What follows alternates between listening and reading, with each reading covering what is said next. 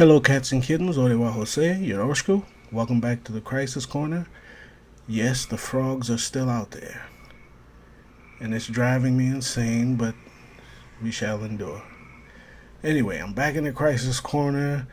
I put out a video, I put out a vlog yesterday it was yesterday, the day before yesterday, I can't remember, on the death of the DCEU. Having did that, for some reason, I felt the need to purchase. Well, I was gonna do it anyway, but purchase the Death of Superman movie from Warner's animation studio, and I did that. And that's the basis of this video is basically a review of sorts of the Death of Superman. It astonishes me how much better Warner's animated product is than their live action product, especially in regard to the DC's characters. Death of Superman was, in my opinion, very good. It's not without flaws, and the main flaw is what I'd say is a necessary evil that could have been made a little bit less evil with expedience, which would be the first half of the movie. The first half of the movie is set up for two things: the reign of Superman and his death in this movie. The reign of Superman, if you're familiar with the comics, which, yeah, I suppose anybody who's listening to this is probably in the comics, because the Crisis Corner is basically based around comics anyway. So there's a Superman obviously is not dead. Okay, so I can't even count that as a spoiler. If you think Superman actually died in this film, well, I feel sorry for you. Anyway, so the a chunk of the opening is set up for the second half of this story. You had the death of Superman and the reign of Superman, which will come out, I think, later next year. And they they intertwined the setup for the reign of Superman with the setup for his death in this film. And when I say the setup for his death, forming the attachments that make his death painful, most notably his attachment to Lois Lane. Yes, we're aware that Superman in the new 52 version of the animated universe, I think Lois and Clark got together, but for a good chunk he was running with Diana, Wonder Woman. So they cemented and they made sure that you had that attachment to Lois and Clark and his apprehension of bringing her into his world, which could be dangerous at times. So they spend a decent amount of time, maybe in my mind a little bit too long, but so be it. It is what it is. So they spent time getting you familiar with that attachment and getting you invested in Lois and Clark.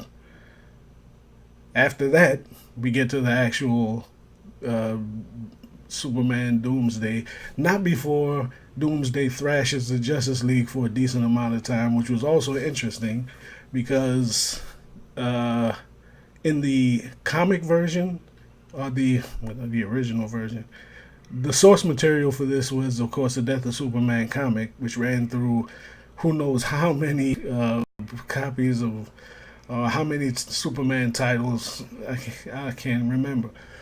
But that stretched on a good bit too, but let's not get into that. But in the source material, the Justice League was composed of, to put it kindly, a decent amount of B-listers. You know, at the time, I think Batman wasn't available, Flash wasn't available, Green Lantern, I think, had already gone into that parallax stuff, so he wasn't available. So there was a bunch of B-listers like Fire, Ice, Booster Gold, Guardian, and so forth. Martian Manhunter was there, but he was going under a different name. Uh, they they deserve to get beat down. You know, if you throw that at Doomsday, yeah, you was gonna get beat down anyway. So the difference here is that you get the A-listers going at Doomsday, and similar result. But I suppose you, well, I don't want to spoil too much. I want to say Wonder Woman put up a good fight, and I gotta give Batman props for still being alive at the end of this.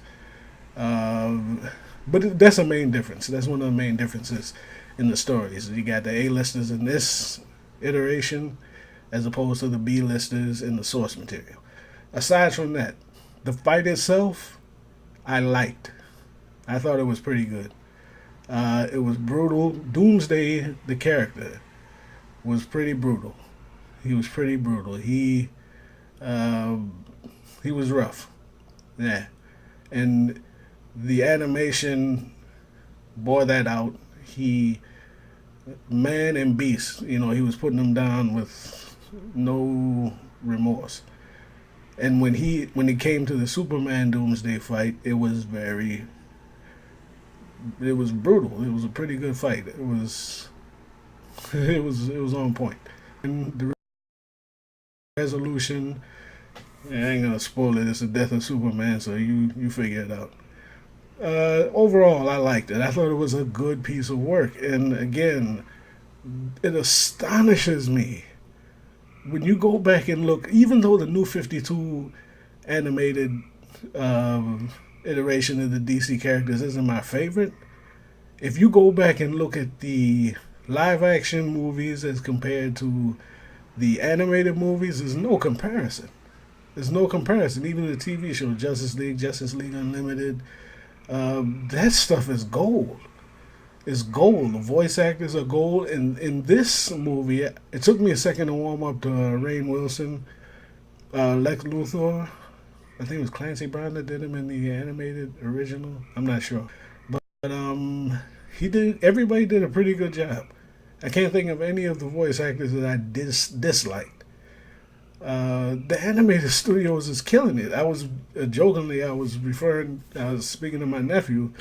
If I was Warner's, I'd just stop making live action flicks and have the animated studio make feature length movies and leave it at that. Let Bruce Timm and people like that have at it. Make movies, man. Just make live action movies and be done with it. At least you know they'll be good. You know, you ain't got to worry about, you know.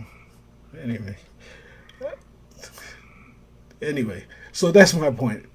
I suggest that you pick it up, watch it, get the digital, get the DVD or whatever you want to do. Just get it. It's a good piece of work. It's quality work from DC's animated studios, and I think you'll enjoy it. So that's my 2 cents on the Death of Superman um, movie from Warner Brothers animated studios. I hope you enjoy it, and I'll see you next time in the Crisis Corner. Stay loose.